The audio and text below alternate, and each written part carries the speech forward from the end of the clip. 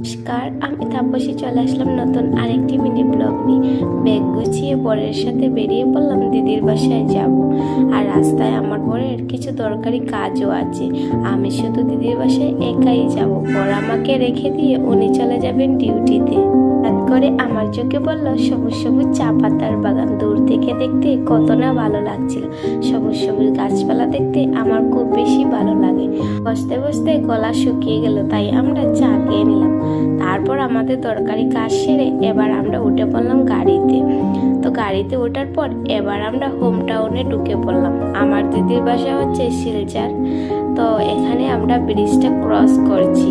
তো দেখতেই পারছো দূর থেকে কত বড় বড় গাছপালা, কত বিল্ডিং, কত কিছু দেখা যাচ্ছে। আর আমরা কিন্তু জ্যামে ফেসে গেলাম। তো আস্তে আস্তে করে আমাদের গাড়িটা চলছিল। তো আমি নেমে পড়লাম, বড় ডিউটিতে চলে গেল। হঠাৎ করে আমার জুতোটা ছিঁড়ে গেল। তাই দিদির মেয়েকে ফোন করে আমি জুতো নিয়ে আসার কথা বলেছিলাম। ও আমার জন্য জুতো নিয়ে আসলো। তারপরে আমি ওদের জন্য কিছু মিষ্টি, সিঙ্গারা আর চিপস কিনে এবার চলে যাচ্ছি দিদির ঘরে। আর দেখতে পারছো কত রৌদ্র, উফরে বাবা কি বলবো। তারপর আমরা চলে আসলাম দিদির ঘরে। আর দিদির ঘরে আসার পর দিদির ছেলেকে দেখতে পারছো শুয়ে আছে। ও কিন্তু খুব বেশি কিউট। আর সকাল সকাল দিদির মেয়েকে নিয়ে মর্নিংয়ে বেরিয়ে পড়লাম। কালকে আসার পর আমি আর কোনো ভিডিও করিনি। খাওয়া দাওয়া শেষ করে আর কিছু ভালো লাগছিল না। তো অনেক দিন পর কিন্তু খুব সকালে মর্নিংয়ে বেরিয়ে পড়লাম।